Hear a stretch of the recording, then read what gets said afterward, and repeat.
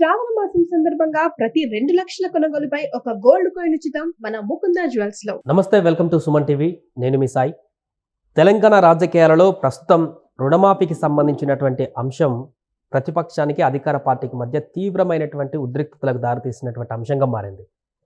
అర్ధరాత్రి Harish Rao camp office పైన జరిగినటువంటి దాడితో ఇది ఇంకా మరింత స్టేజ్కి వెళ్ళింది.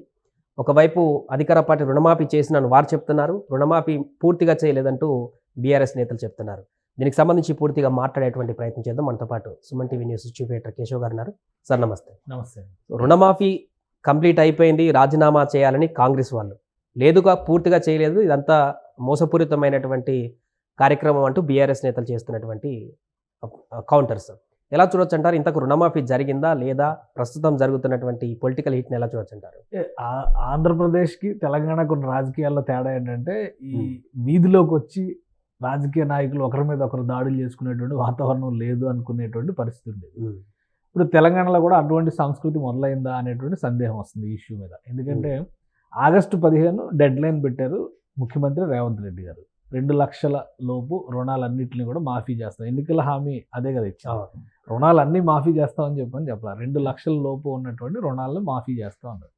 సో దానికి ఒక 3 విడతల్ని డిసైడ్ చేశారు. 3 విడతల్లో ఆల్మోస్ట్ మేము కంప్లీట్ చేసామని చెప్తున్నారు. ఇక్కడ కంపారిజన్ ఎక్కడ వస్తుందంటే, దాదాపు 17,000 కోట్ల రూపాయలని ప్రభుత్వం రిలీజ్ చేసింది రుణమాఫీకి సంబంధించి. 22 లక్షల మంది లబ్ధిదారులు ఉన్నట్టుగా ఇప్పటివరకు గుర్తించింది. ఇంకా కొంతమంది అర్హులైన వాళ్ళు కూడా దరఖాస్తు చేసుకునేటువంటి క్రమంలో వచ్చినటువంటి సమస్యల వలన కొంతమందికి అది అందలేదు అనేటువంటి అభిప్రాయం ఉంది. వాళ్ళందరూ మళ్ళీ రిక్వెస్ట్ పెట్టవచ్చు, మళ్ళీ దాన్ని అప్డేట్ చేస్తాం మేము అనేటువంటి మాట చెప్పి ఈ 2 రోజుల్లోనే, అంటే 15వ తారీఖుతో రుణమాఫీ ప్రక్రియ పూర్తయితే 16, 17 తేదీల్లోనే మరొక 60,000 మందిని గుర్తించి లబ్ధిదారులకి న్యాయం చేస్తామని ప్రభుత్వం ప్రకటించింది. సో ప్రాసెస్ జరుగుతుంది. ప్రాసెస్ జరిగేటువంటి క్రమంలో ఏంటంటే, రాజకీయ విమర్శలు విపరీతమైనటువంటి రీతిలో ప్రస్తుత ప్రభుత్వం పైన ఒక విమర్శల జడివాన్లాగా మొదలవడం, దానికి కౌంటర్గా కాంగ్రెస్ నాయకులు, ముఖ్యంగా హరీష్ రావు గారు ఇచ్చినటువంటి స్టేట్మెంట్, 2 లక్షల రుణమాఫీ అనేది చేస్తే రాజీనామా చేస్తాను అన్నాడు ఆయన.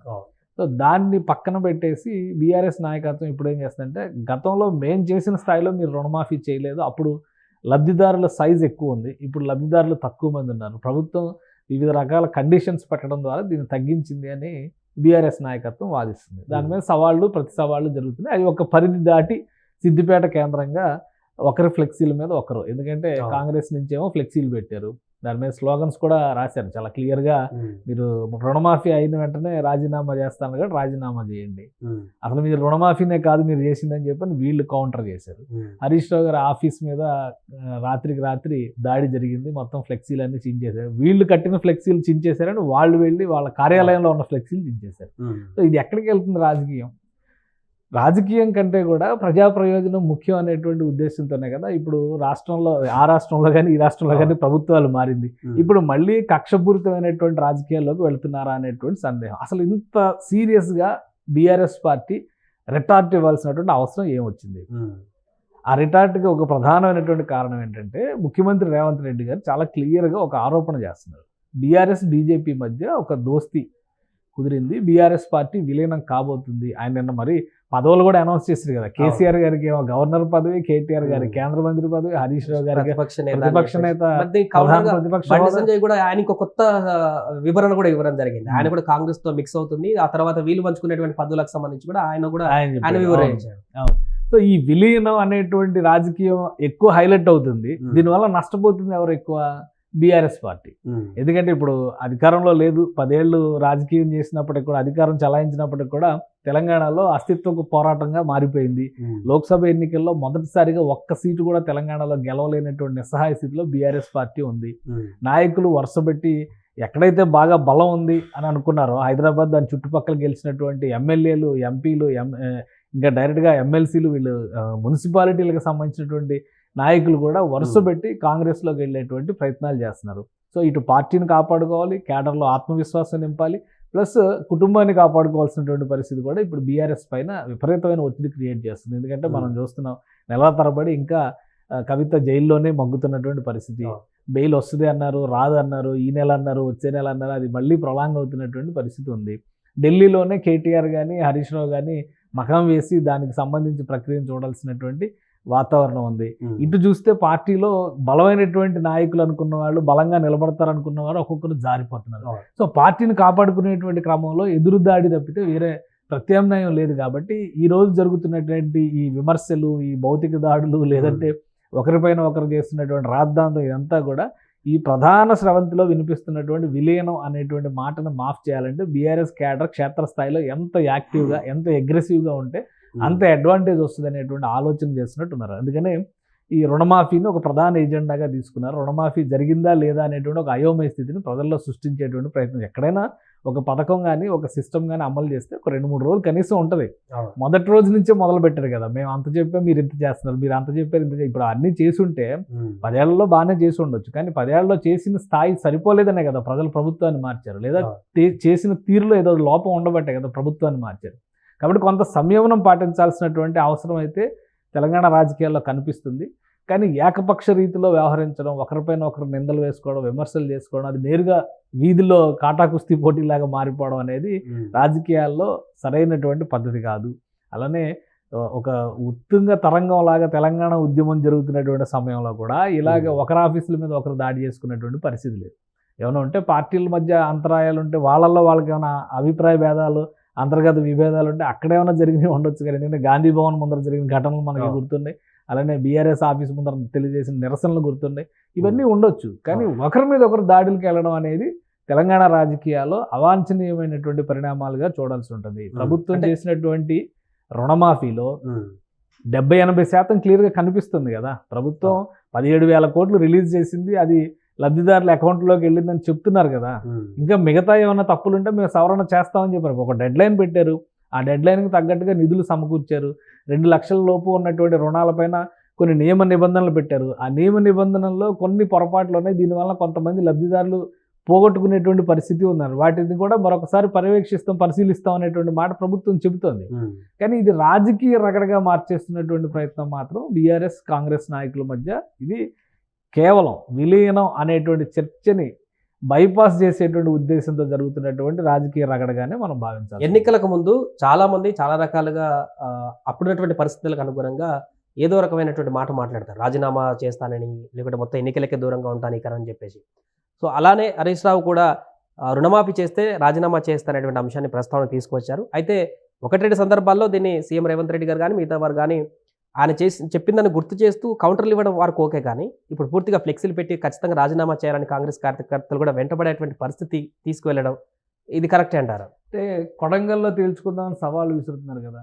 కొడంగల్ దాకా ఇప్పుడు కొడంగల్లో తేల్చుకోవడానికి ఏముంది? లాస్ట్ టైం ఆయన అక్కడ ఓడిపోయాడు రేవంత్ రెడ్డి గారు, ఈసారి గెలిచారు, సీఎం అయ్యారు. అలానే ఆయన రిప్రజెంట్ చేసినటువంటి నియోజకవర్గంలో మొన్న ఓడిపోయినటువంటి పరిస్థితి, లోక్సభకి సంబంధించినటువంటి ఎలక్షన్స్లో మల్కాజ్గిరి నియోజకవర్గంలో ఓడిపోయినటువంటి పరిస్థితిని మనం చూసాము.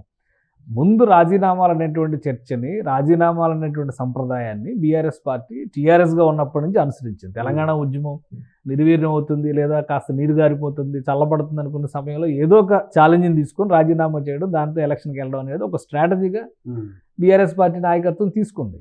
ఇప్పుడు అదే తరహాలో ఒక రాజీనామా అనేటువంటి చర్చని హరీష్ రావు గారు తీసుకొచ్చారు. కాబట్టి దానికి కౌంటర్గా వీళ్ళు తీసుకొస్తున్నారు. ఇప్పుడు కొడంగల్లో ఎలా తేల్చుకుంటారు? ఇప్పుడు ముఖ్యమంత్రిగా ఉన్న రేవంత్ రెడ్డి రాజీనామా చేసి వీళ్ళ కోసం ఎన్నికలకు వస్తారా? ఇది అసలు సహేతుకమైనటువంటి సవాల్గా మనం చూడొచ్చా? అంటే ఏ రకంగా ముగ్గులో దింపాలా అనే ప్రయత్నాలు బీఆర్ఎస్ పార్టీ నాయకత్వం. అంత అనుకుంటే సిట్టింగ్ కదా కంటోన్మెంట్ నియోజకవర్గం, ఆమె ప్రమాదవశాత్తు చనిపోయారు కదా, ఆ స్థానాన్ని ఎందుకు నిలబెట్టుకోలేకపోయింది BRS party? So Congress version కూడా అదే తరహాలో ఉంది. ఇప్పుడు లోక్సభ ఎలక్షన్స్ ఉన్నాయి, ఎలక్షన్సే కావాలనుకుంటే మొన్నే కదా అయింది, 2 నెలలే కదా అయింది. లోక్సభ ఎలక్షన్స్లో ఏమైంది? ఒకవేళ కాంగ్రెస్ మీద అసంతృప్తి బాగా సివియర్ లెవెల్లో ఉంటే అట్లీస్ట్ ఆ 8 సీట్లు కూడా గెలుచుకునే పరిస్థితి ఉండకూడదు కదా. బీజేపీ ఎందుకు గెలుచుకుంది అనే దాని మీద కాంగ్రెస్ ఒక రీజన్ చెప్తుంది. బీఆర్ఎస్ తన ఓటు మొత్తాన్ని బీజేపీకి ట్రాన్స్ఫర్ చేసిందని కాంగ్రెస్ ఆరోపిస్తుంది. దీనికి సరైనటువంటి వివరణ కానీ సమాధానం కానీ ఇవ్వడంలో బీఆర్ఎస్ నాయకత్వం విఫలమైంది.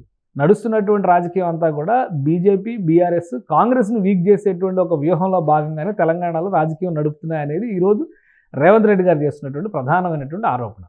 సో దాన్ని కౌంటర్ చేయాలంటే రేవంత్ రెడ్డి ఫెయిల్ అయ్యారనేటువంటి విషయాన్ని ప్రతి సందర్భంలోనూ చెప్పాలి. ఇప్పుడు ఆయన వెళ్ళి అమెరికా వెళ్ళి అగ్రిమెంట్లు చేసుకొని వస్తే మేము చేసిన అగ్రిమెంట్లో మళ్ళీ చేసుకొచ్చారని చెప్పని అంటున్నారు.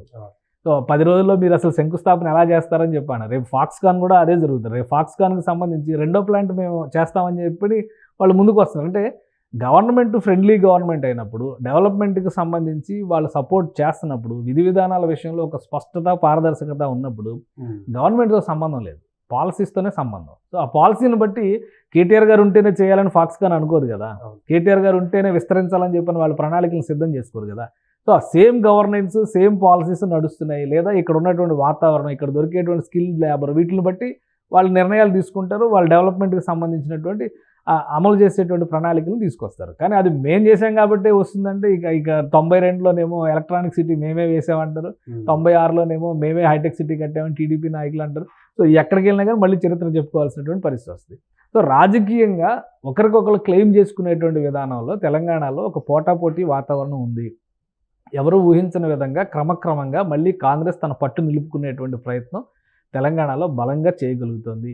ఆర్థికపరమైనటువంటి అంశాల విషయంలో కానీ, గత ప్రభుత్వ హయాంలో జరిగినటువంటి ఆర్థిక క్రమశిక్షణ ఉల్లంఘనల వల్ల వచ్చినటువంటి పర్యవసానాల వల్ల కానీ కాంగ్రెస్ ప్రభుత్వాన్ని నడపడంలో వెనకబడుద్ది అనేటువంటి ఆశలపైన నీళ్లు జల్లుతూ ఉన్నటువంటి వనరులను ఉపయోగించుకొని సమర్థంగా ముందుకు వెళ్ళేటువంటి ప్రయత్నం రేవంత్ రెడ్డి ప్రభుత్వం చేస్తుంది. అందులో ఉన్నటువంటి లోటుపాట్లను పదే పదే ప్రజల్లోకి తీసుకెళ్లడం ద్వారా మళ్ళీ కాంగ్రెస్ని వీక్ చేయాలనేటువంటి ఒక వ్యూహాన్ని ప్రతిపక్షాలు కలిసి చేస్తున్నాయా, విడిగా చేస్తున్నాయా, లేదా ఆల్రెడీ అధికార పక్షాన్ని ఎలా అయినా అధికార పక్షాన్ని వ్యతిరేకించడం కదా ఎజెండా ఇక్కడ ప్రతిపక్షాలకి. సో దీన్ని తీసుకునేటువంటి క్రమంలో ఈ అన్ని పార్టీలు కలిసి వస్తున్నాయి అనేది రేవంత్ రెడ్డి చేస్తున్నటువంటి ప్రధానమైన ఆరోపణ. సో దాన్ని కౌంటర్ చేయడం కోసమే ఈ వీధి పోరాటాలన్నీ జరుగుతున్నాయి అనేటువంటి అభిప్రాయం అయితే స్పష్టంగా కలుగుతుంది. రుణమాఫీ విషయంలో ప్రభుత్వం క్లియర్గా మరొక 3-4 రోజులు గడువు ఇచ్చింది. ఆల్రెడీ మీరు రీఅప్లికేషన్ చేసినా కానీ లబ్ధిదారులు అయినటువంటి, అంటే అర్హులైనటువంటి లబ్ధిదారులు ఉంటే ఖచ్చితంగా కన్సిడర్ చేస్తూ ఉంది. ఈ 2-3 రోజుల్లోనే మళ్ళీ 60,000 మందిని అదనంగా గుర్తించామంటుంది. సో ఇవన్నీ జరగడానికి ఒక ప్రాసెస్, కొంత టైము, కొంత సమయం జరుగుతుంది. దీనిలో రాజకీయ రగడ ఇన్వాల్వ్ అవడం వల్లనే ఇంత రాద్ధాంతం జరుగుతుంది అనేటువంటి అభిప్రాయం అయితే కలుగుతుంది. Right sir.